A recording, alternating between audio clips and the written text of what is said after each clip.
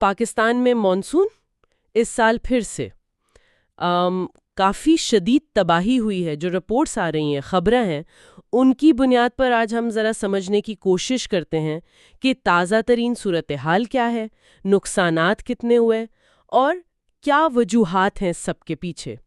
اعداد و شمار تو واقعی بہت پریشان کن ہیں.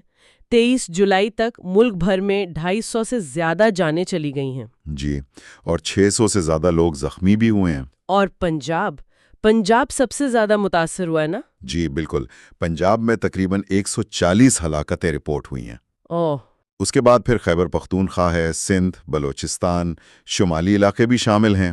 شمالی علاقوں کا آپ نے ذکر کیا، وہاں تو فلیش فلڈز اور لینڈ سلائیڈنگ بہت خبریں آ رہی تھیں. جی، خاص طور پر دیامر میں وہ کلاؤڈ برسٹ ہوا، بادل پھٹا جسے کہتے ہیں. اچھا. اس سے سیلاب آیا، لینڈ سلائیڈ ہوئی، کئی گاڑیاں زد میں آئیں. او خدایا، سیاح بھی تھے وہاں؟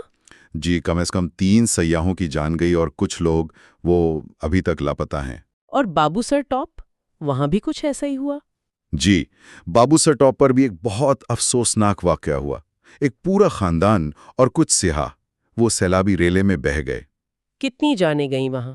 5 افراد کی، ان میں بچے بھی تھے اور وہاں بھی کچھ لوگ لاپتہ ہیں. اور یہ جو شمالی علاقوں میں ہو رہا ہے نا، یہ صرف شدید بارش کا معاملہ نہیں ہے، اس میں موسمیاتی تبدیلی کا اثر بہت واضح ہے. گلیشیئرز تیزی سے پگھل رہے ہیں. اچھا.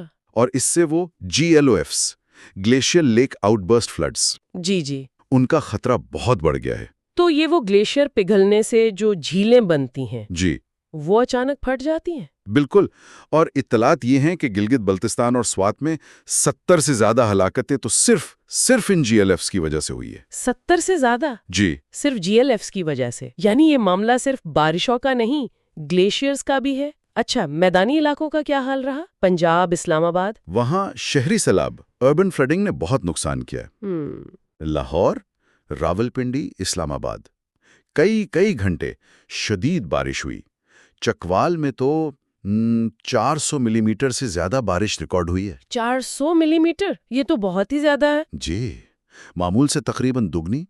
تو شہروں میں پانی بھر گیا تھا. اور ہلاکتیں وہاں بھی ہوئیں، مکان گرنے سے، کرنٹ لگنے سے؟ جی، مکانات گرے، کرنٹ لگا، لوگوں کو ڈوبنے سے بھی ہلاکتیں ہوئیں.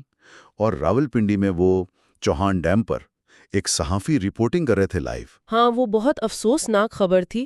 وہ پانی میں بہہ گئے؟ جی، بہت ہی دلخراش واقعہ تھا. اس سے اندازہ ہوتا ہے کہ پانی کا بہاؤ کتنا شدید تھا. تو اس سب کے پیچھے کیا بنیادی وجوہات سمجھ میں آتی ہیں؟ کیا صرف موسمیاتی تبدیلی کو ذمہ دار ٹھہرایا جا سکتا ہے؟ دیکھیں، موسمیاتی تبدیلی تو یقیناً ایک بڑا عنصر ہے. موسم کی شدت بڑھ رہی ہے، چاہے وہ بارشیں ہوں یا گلیشیئرز کا پگھلنا. صحیح.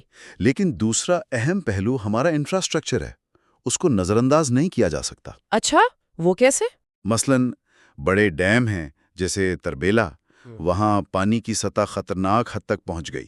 پھر ایمرجنسی میں پانی چھوڑنا پڑا، جس سے نیچے کے علاقوں کے لیے خطرہ اور بڑھ گیا. بالکل. اور پھر ہمارے حفاظتی پشتیں کمزور ہیں، نکاسی آب کے نظام پرانے ہیں، ان پر کیا کہتے ہیں دہائیوں سے شاید پوری توجہ نہیں دی گئی. تو جب اتنی شدید بارش ہوتی ہے تو یہ سسٹم جواب دے جاتا ہے. یہ ناقص انفراسٹرکچر نقصان کو کئی گنا بڑھا دیتا ہے. اچھا، اتنی تباہی کے بیچ لوگوں کو بچانے کے لیے، مدد کرنے کے لیے کیا اقدامات ہو رہے ہیں؟ فوج اور NDMA national disaster management authority وہ بالکل متحرک ہیں.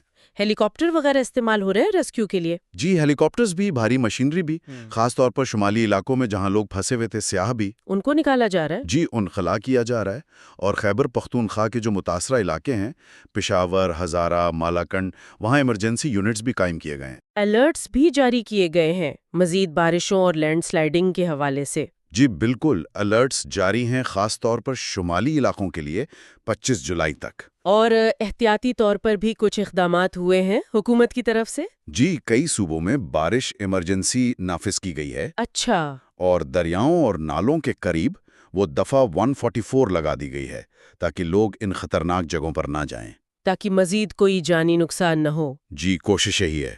تو خلاصہ اگر کریں تو بات یہ ہے کہ پاکستان موسمیاتی تبدیلی کی وجہ سے جو شدید موسمی آفات آ رہی ہیں، چاہے وہ گلیشیئر پگھلنے سے پیدا ہونے والے سیلاب ہوں یا شدید مانسون بارشیں، ان کے لیے بہت کیا کہتے ہیں غیر محفوظ یا ولنریبل ہے، اور جو ہمارا کمزور انفراسٹرکچر ہے، اور شاید ہمارے ارلی وارننگ سسٹمز یعنی پیشگی اطلاع کے نظام وہ بھی اتنے مؤثر نہیں ہیں۔ یہ چیزیں مل کر مسئلے کو اور انسانی و مالی نقصان کو بہت زیادہ بڑھا رہی ہیں۔ یہ سب سن کر ذہن میں ایک سوال آتا ہے، بلکہ ایک اہم نقطہ ہے۔ ہم دیکھ رہے ہیں کہ یہ واقعات، یہ تو اب تقریباً ہر سال کی بات ہو گئی ہے، جی بار بار ہو رہے ہیں۔ جی بالکل، تواتر بڑھتا جا رہا ہے۔